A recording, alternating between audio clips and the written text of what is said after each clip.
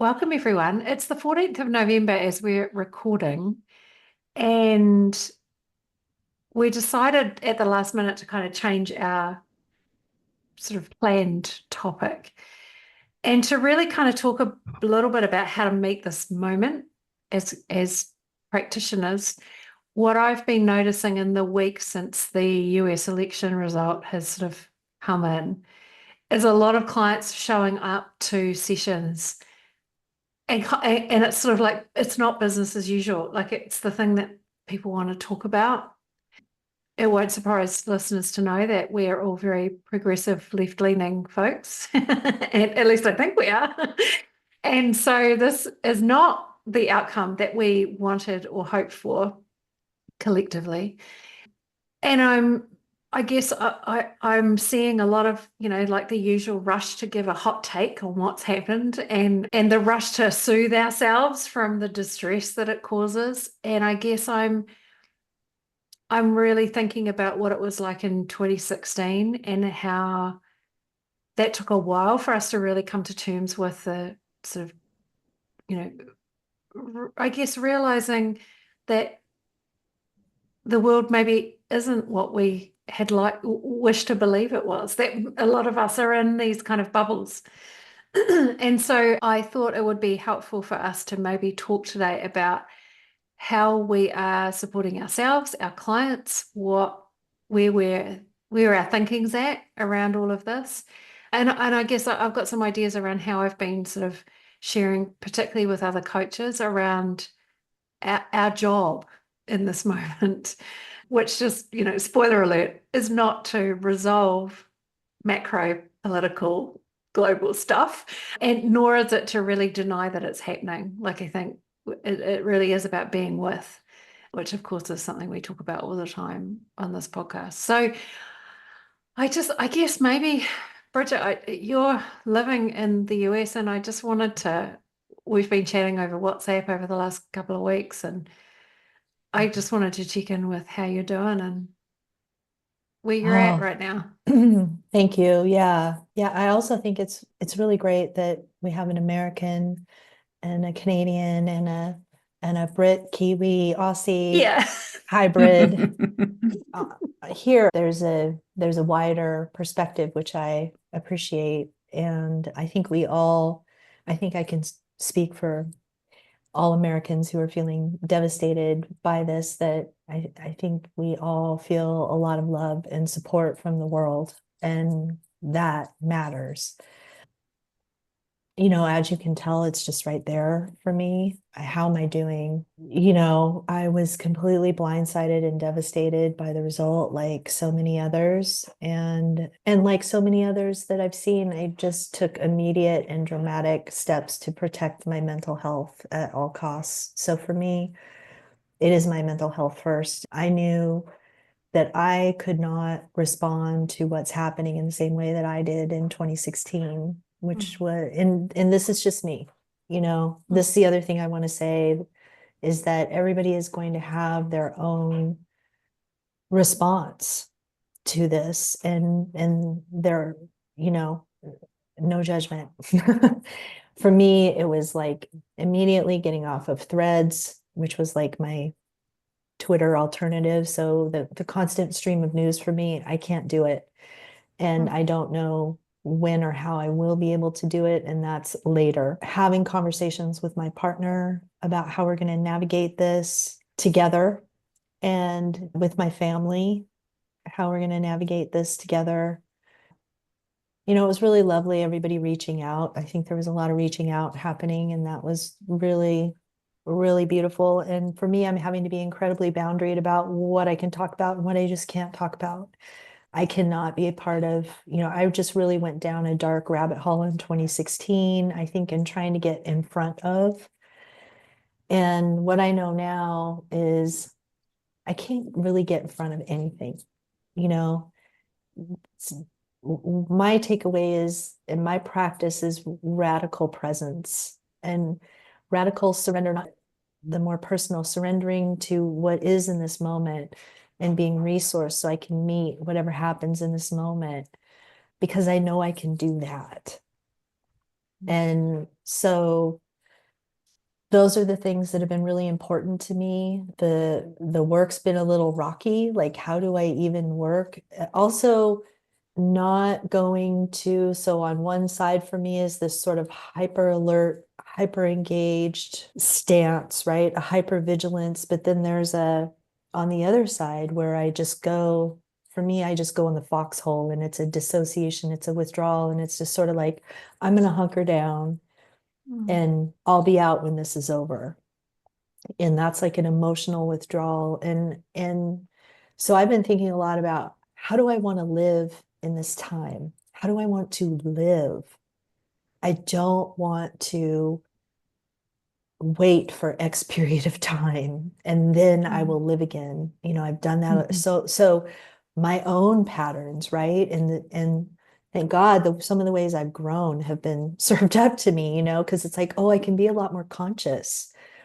I can see, how do my partner and I, how do we talk about when we're scared, without like pulling the other one down, and what does that look like? And so it's just been a lot of that for me. It's been very, very personal, very pulled into myself, and I don't really know what's next beyond that. And then the next thing is, like, I still have to work and do the work.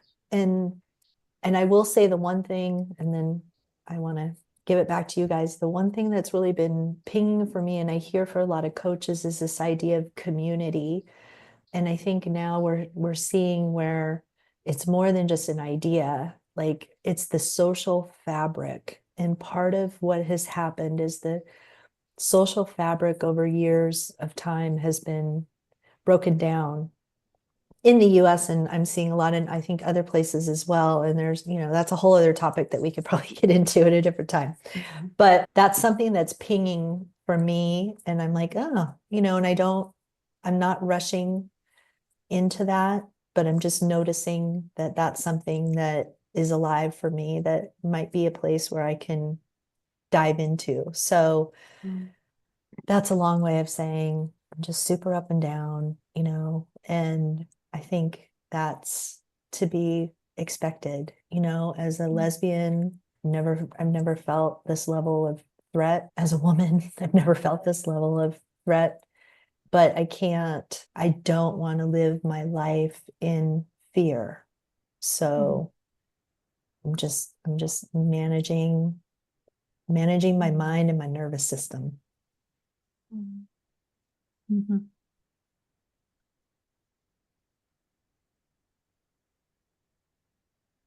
Big hug, Bridge.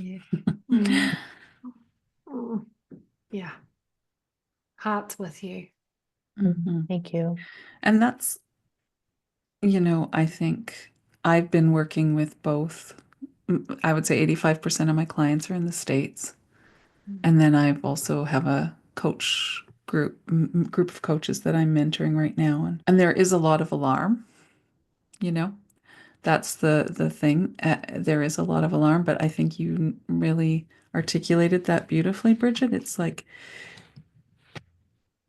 making space for grief, alarm, etc., but not letting that be the place that you live from has been a theme that's been coming up a lot.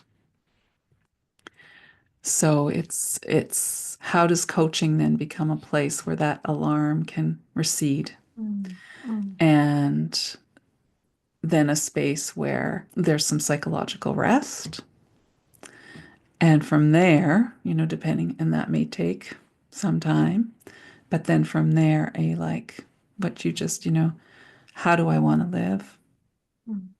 How do I want to live? Yeah.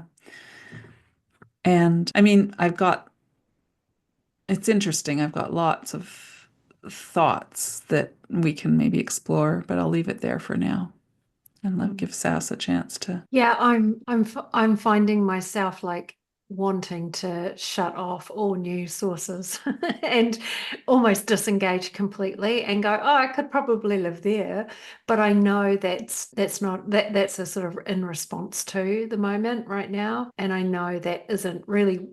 I like to be engaged and informed and feel like I'm participating. That's actually quite important to me and a value for me.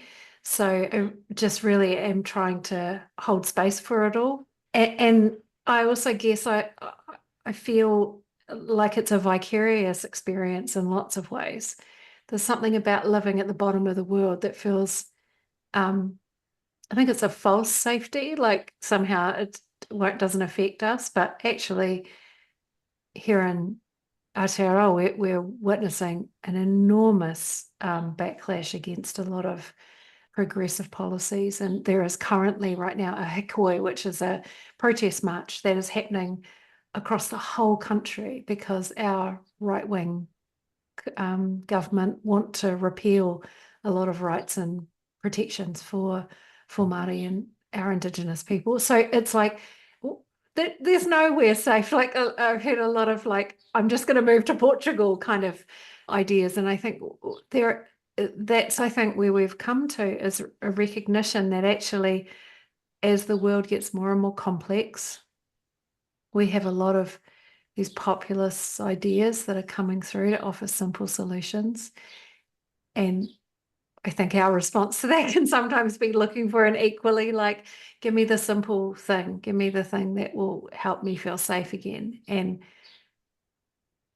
I guess underneath my desire to disengage is also the growing recognition of what you were saying, Bridge, that it's actually about a desire for connection and community, and rebuilding something from the ground up feels way more fulfilling and heartwarming, and there's a rightness to that. And it's actually leaving me with the idea that that's probably what will save us through this kind of meta crisis, right? We need that. We need community. We need mutual care. We need a reprioritization of values, a maturing of our thinking generally, not rushing to simple solutions. And so it's almost like, wow, isn't that interesting how the conditions are being created where it's almost like that's our only option now.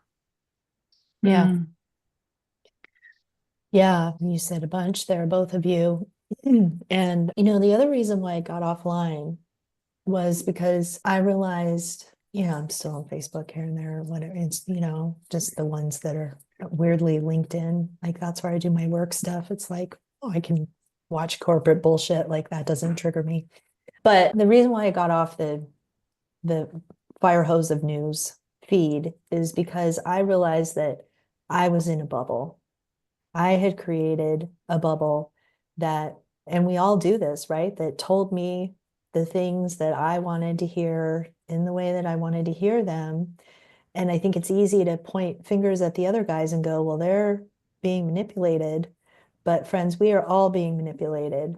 And so I also wanted to step away from the bubble to see what does reality. And I don't have any answers, but I was just curious to see how does my reality change when I'm not in that place. And I think that could be an important piece to just realize is that those algorithms are manipulative in and of themselves. And then if people are acting on that or leveraging those, it's not just the other guy. Absolutely. So I think it's, that's just something for me that I'm like, oh, let me just see what that looks like and what else comes into my field based on not being there. And I do have a quick recommendation for if community is pinging, and I think I'm actually going to do a separate like coaching salon on this, is there is a documentary on Netflix right now called Join or Die. And it's about, I bet you, maybe you both know about this, but it was all news to me.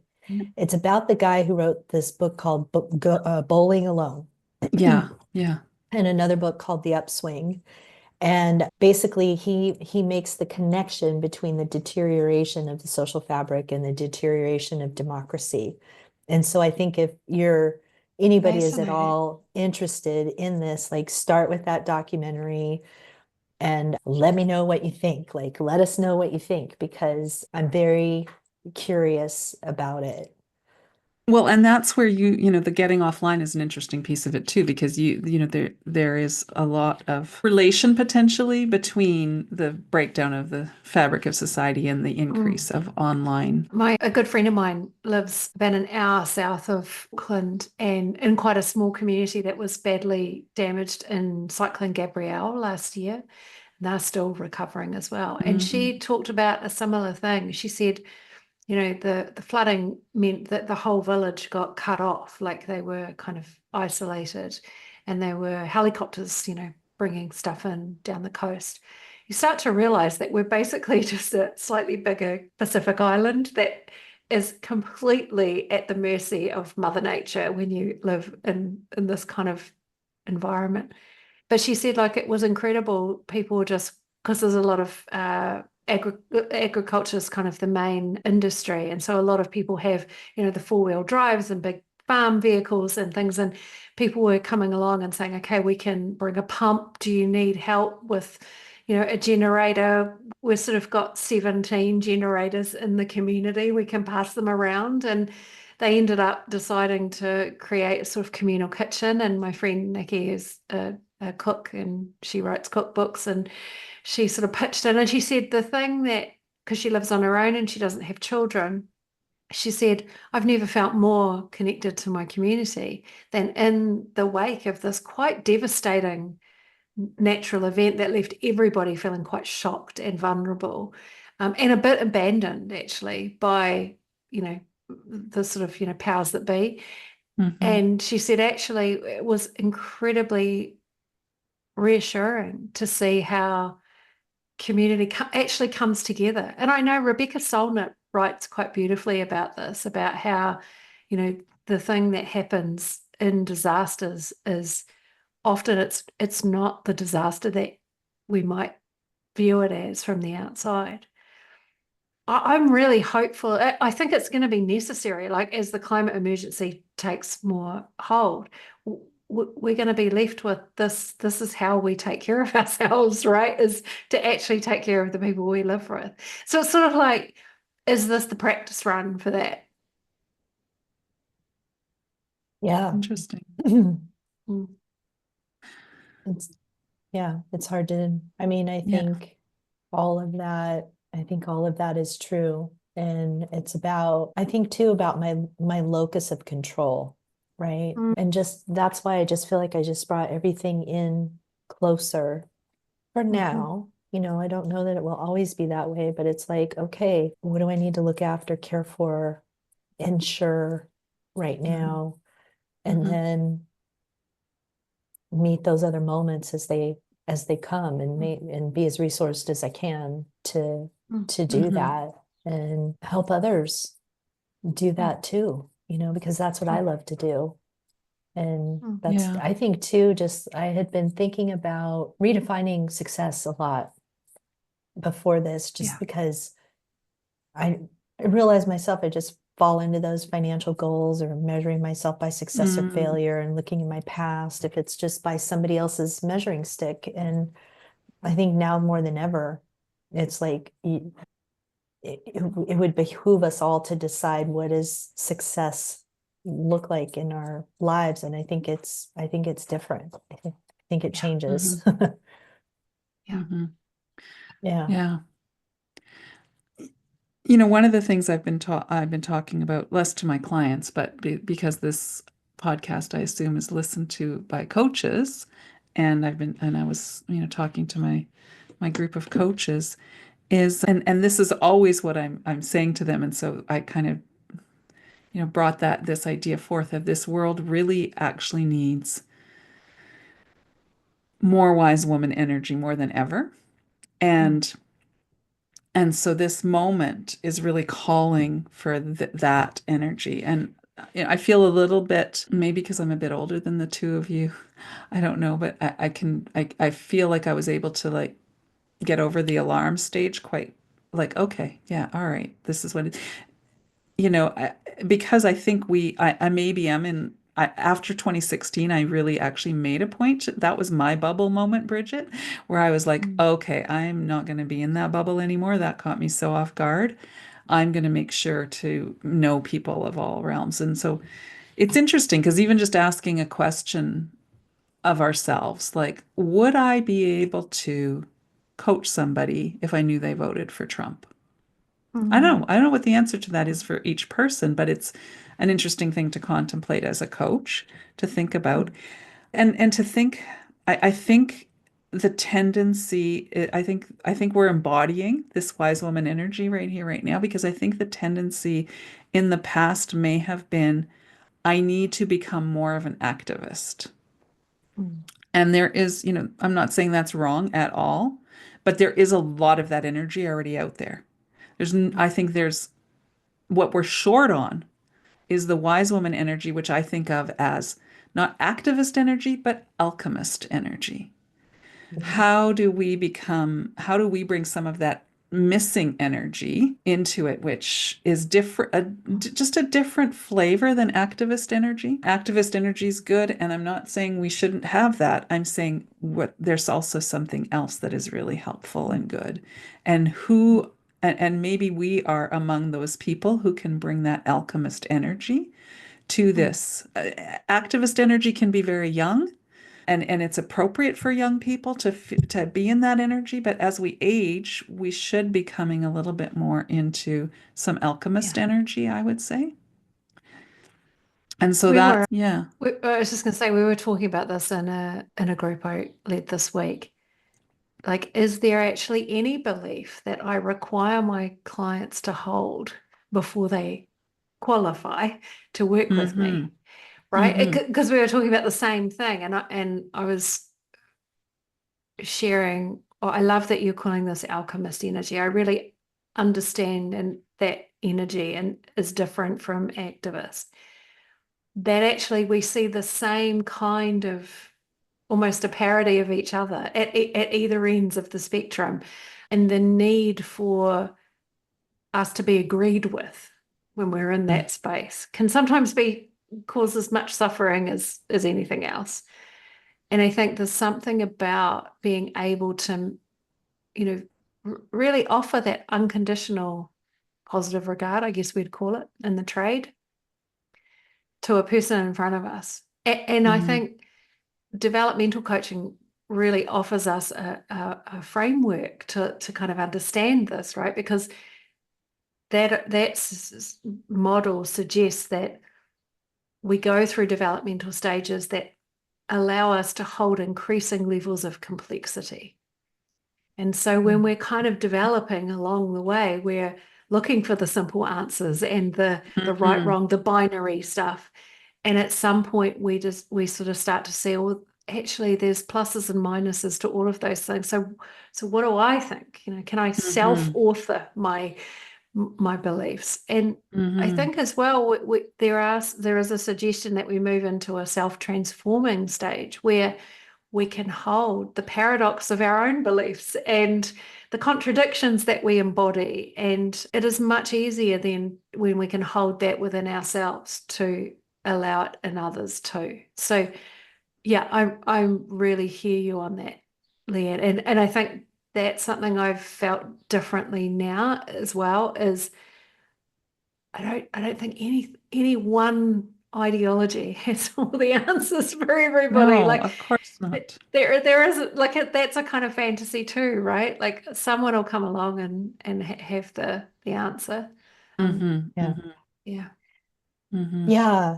I've been thinking a little bit about that. I have family members, extended family members that voted for him, and probably some clients too. And so everything I share, I just want to emphasize is my personal, where I'm at right now in this moment. It's not prescriptive for anybody. That said, right now in this moment, the people that I'm connected to, the clients that I'm working with, it's all good.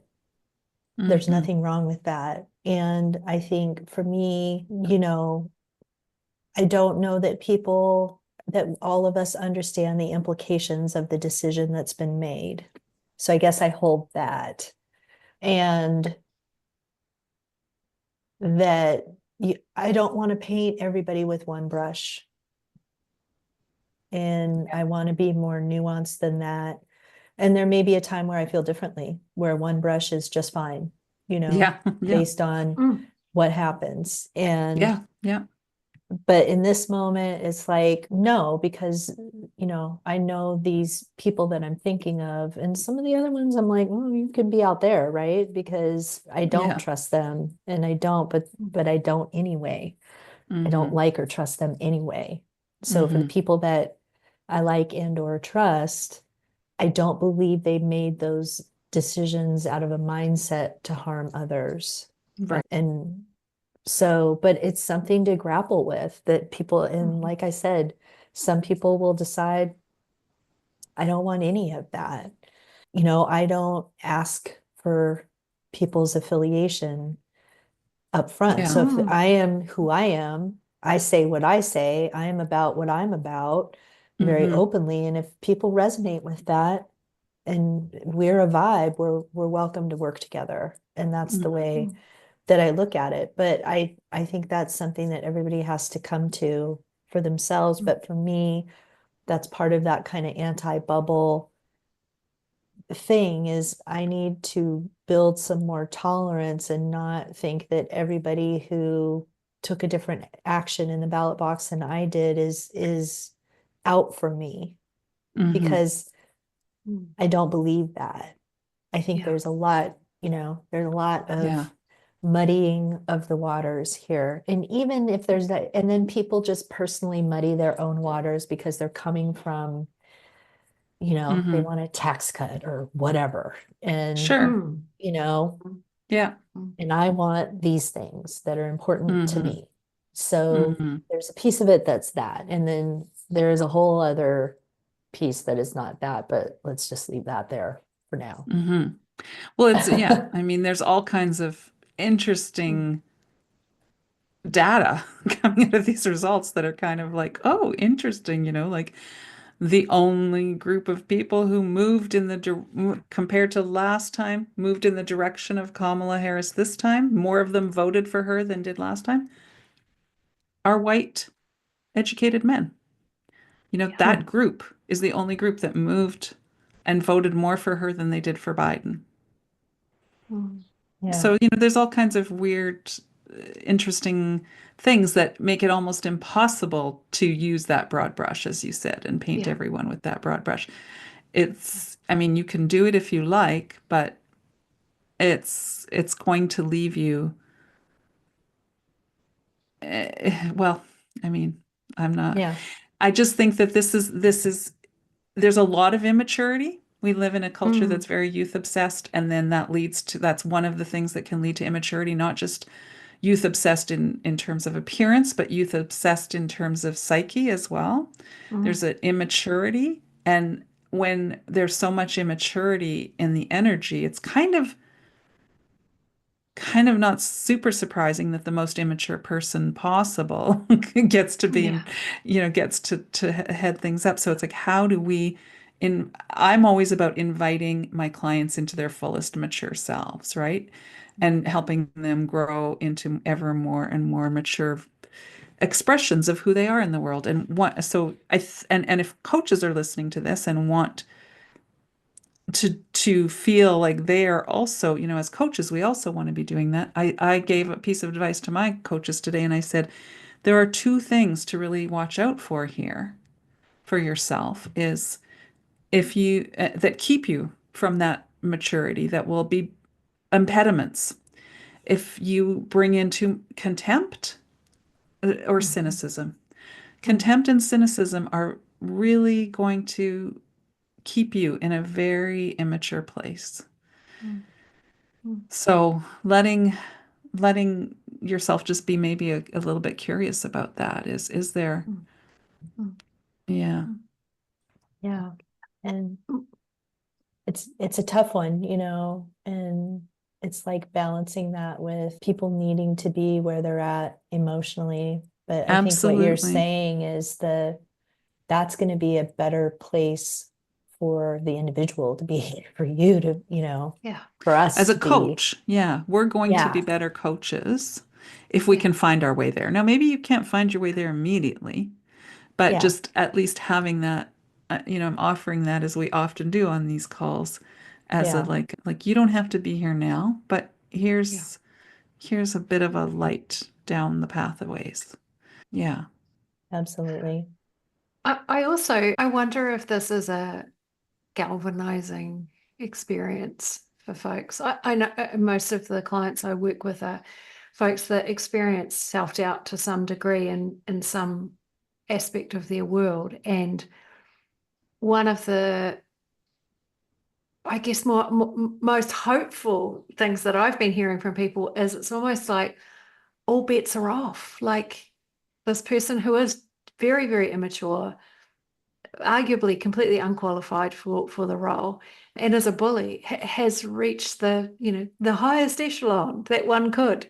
And so that is where I think a lot of the sort of anger, maybe, but it's maybe more nuanced than anger. It's almost like, are you kidding me? The kind of Mm-hmm. incredulousness of it. And to Mm-hmm. sort of go, oh, one of the questions I asked my group was, where might you be tolerating that in your own life that no longer feels tolerable?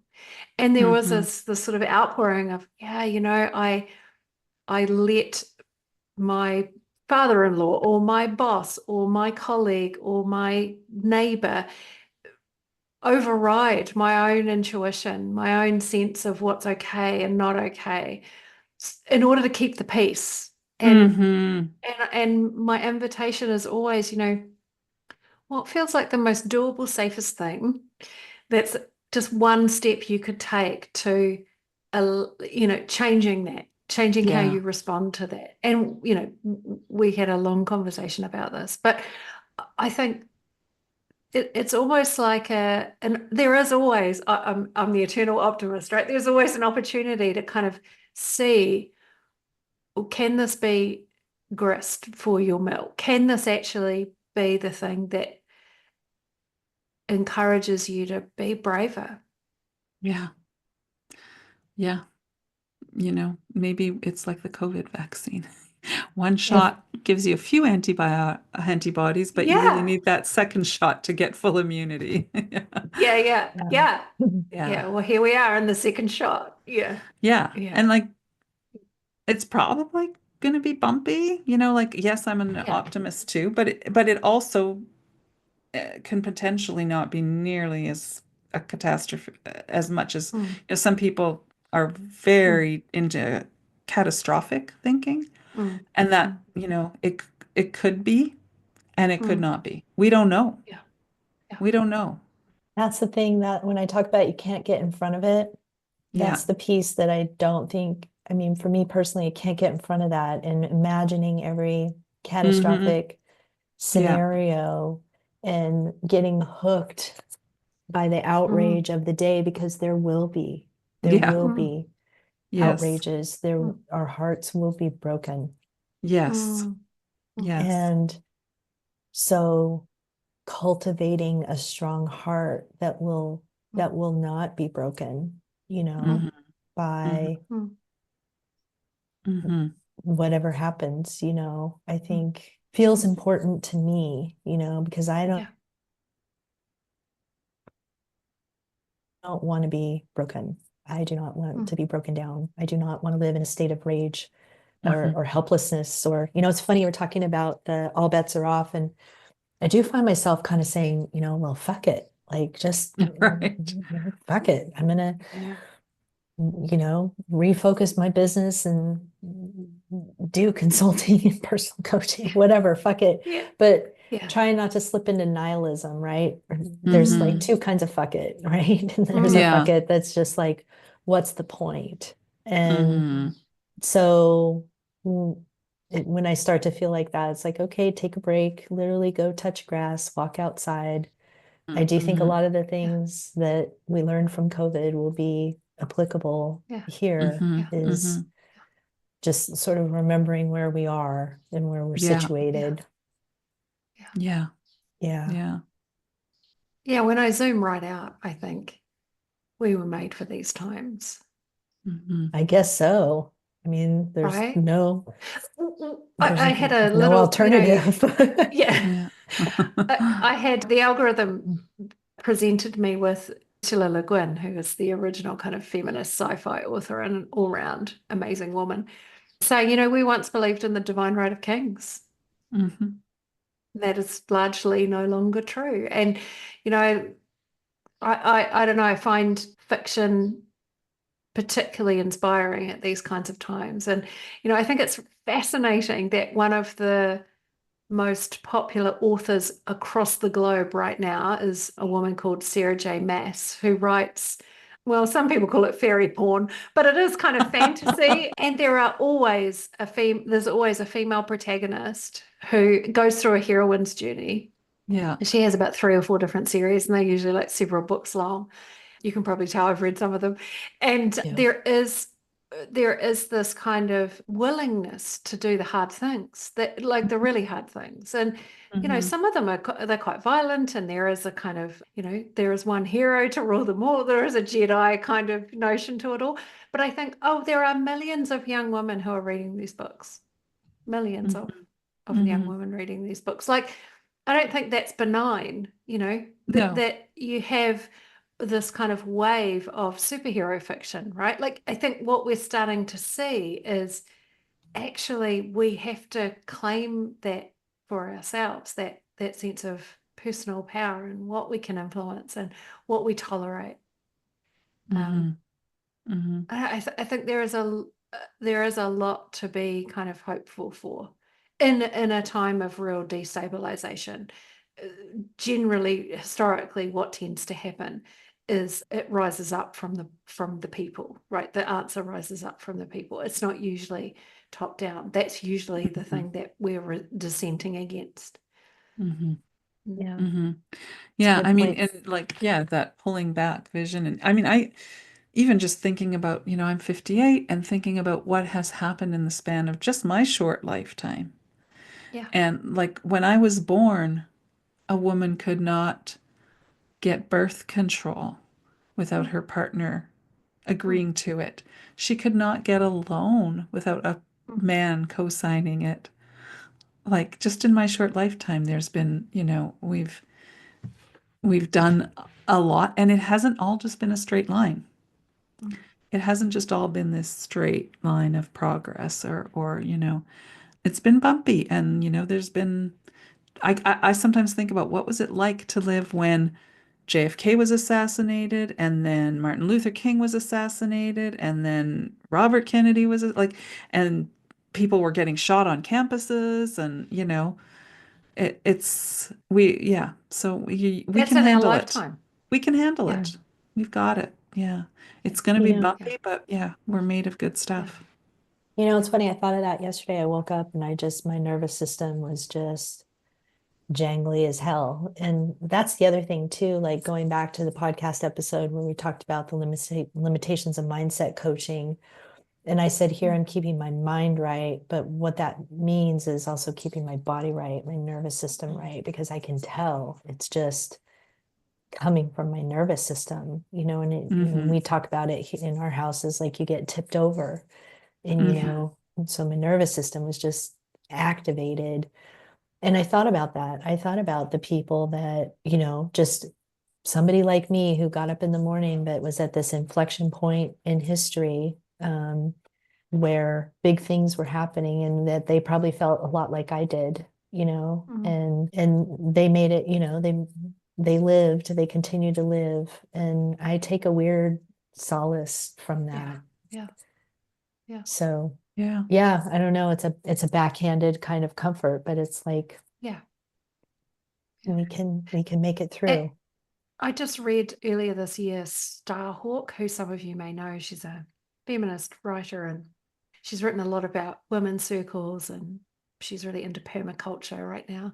She wrote a fiction book about 20 years ago called The Fifth Sacred Thing, and it's actually a 3-book series set in the 2050s, and a kind of Christian theocracy takes over, and there is, though, this sort of island of a feminist utopia in what we would know as San Francisco, where Starhawk actually lives.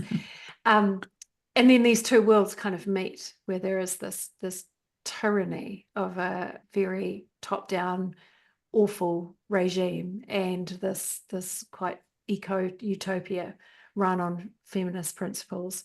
And I found that book incredibly inspiring and hopeful. And the question I was left with was, we cannot meet that tyranny with the same energy that created it. We have to come at it from it. Otherwise, we become a parody of it.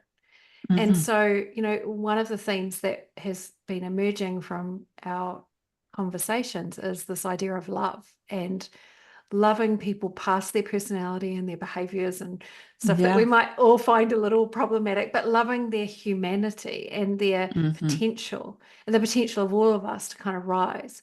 And that those things have been kind of bubbling around for me. Like, if we cannot meet tyranny with the energy that created it, we have to come at it from a different energy.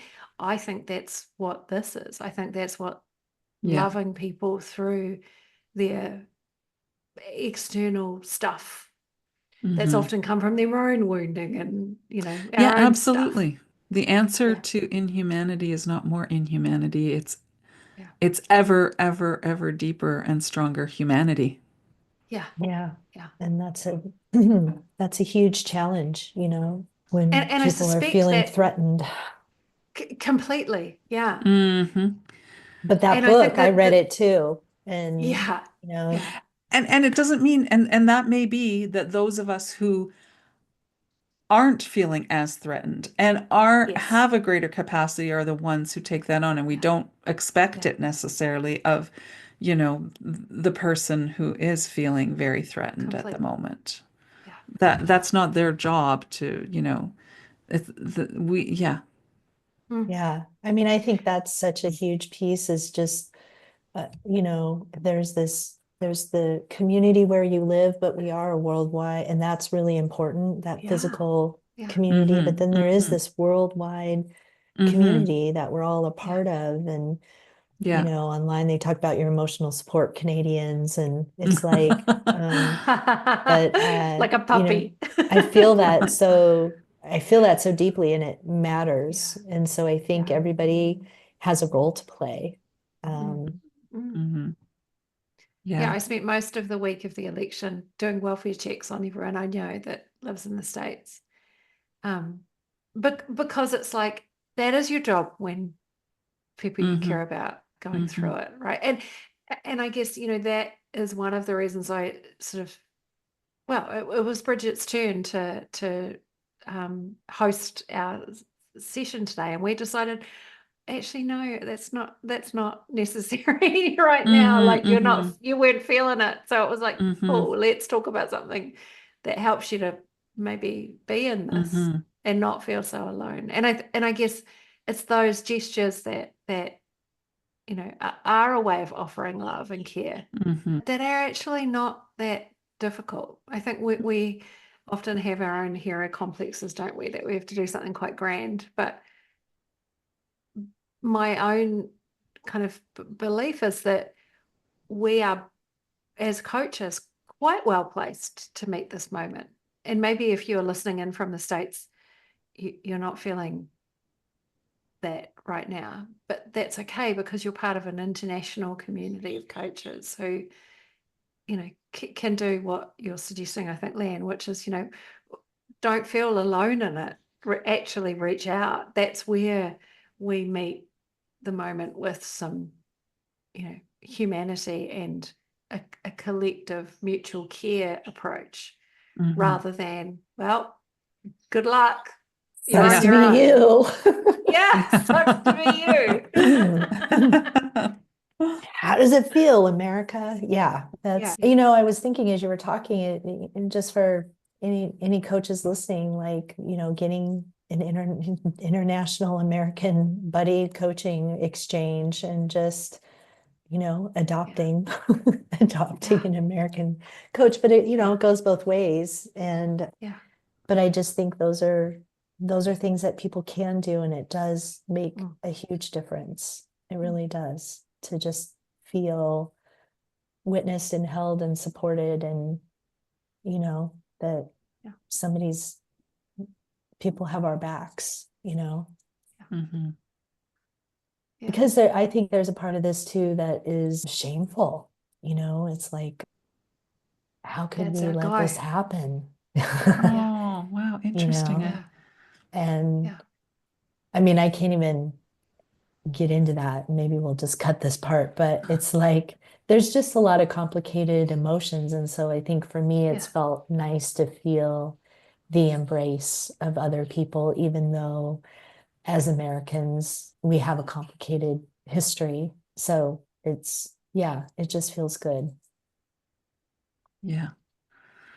It's interesting because we in New Zealand had Jacinda Ardern who was heralded as, the new kind of politics, right? New kind of leadership.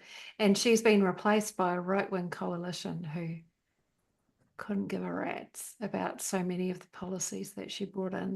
They're actually backtracking a lot of them. And so I really do feel that shame too. I just think, oh, what were you thinking, New Zealand? And I missed out on voting in the New Zealand election and the UK election just because of moving countries. So, and in the UK, we had, after 12 years of the kind of Republican equivalent of Tory government, the Labour got in, the good guys won. And it's disappointing as all get out because actually they're not doing nearly as much as what they promised. And so it does leave me with the sense of, every political leader is on a temporary spot.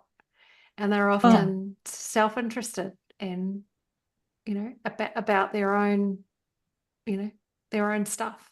We need to think longer term than that. Yeah. yeah. Yeah. And I mean that's just a perfect illustration though of like it's not a US phenomenon. Like any No.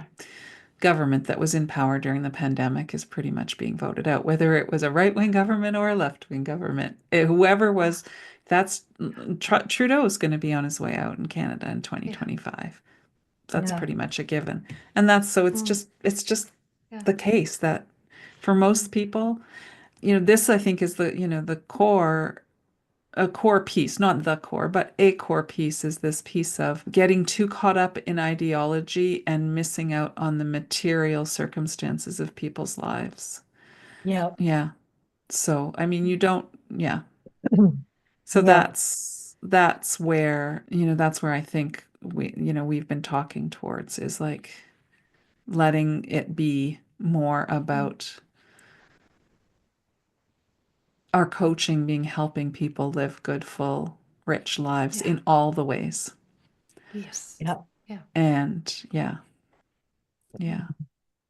And I can absolutely see that over the next few years, and we've been talking about this in other episodes before the election, that more and more of us we're recognizing that the material stuff does not bring as much meaning and joy as it may be promised in the ad. And so people are looking for more experiences and how do I get to know myself? Like, where does true Mm-hmm. meaning, joy, happiness, fulfillment, where does that come from? And I just think Mm-hmm. we're, as practitioners in this field, we're best placed to support people to do that.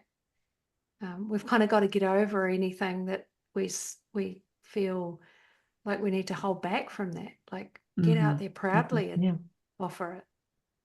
Yeah. Yeah. Great point. And there's some coaches listening out Mhm. there who may have to avoid. That's why I said, like, could you coach a Trump voter? Mm, And the mm, answer may be no, I fucking could not.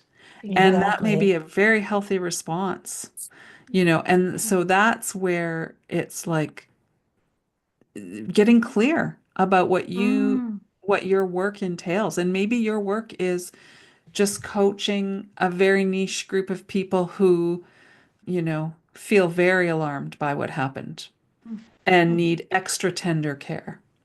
And and you owe nothing to, Exactly. if you are a female black coach or some, and you owe nothing mm, to, Yeah.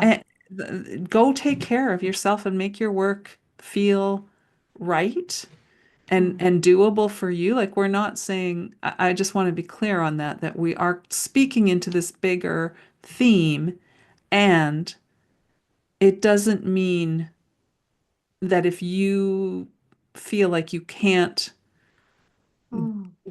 do that, loving Yeah. everybody right now, Yeah. Yeah. regardless of their behavior, that somehow you are falling Yeah. short. Yeah. It is so Because that's the depends point. on Like, circumstances. Yeah. and that's the point, isn't it? Like, we're all doing our bit. Like, if you imagine every Yeah. coach who Yeah. cares about humanity standing beside you, it's like, well, Exactly. you only have to do your bit, right? And Yes. someone Yeah. else will do another bit, and collectively that's what makes the shift. That's how we bring Yes. the wall down. We just take Yeah. out the bricks in front of us. Yeah. Yeah. Yeah. Well said. Beautiful. So I guess our parting message is take care of yourself and Mhm. Yes. trust in your work, trust in the training and skills and experiences that you've had, your medicine right now. Yeah. Yeah. Yeah. Yeah. We're Exactly. thinking of you, America. Thank you. Thanks, you Yeah. guys. Mm, Mm. Yeah. Lots of love. lots of love.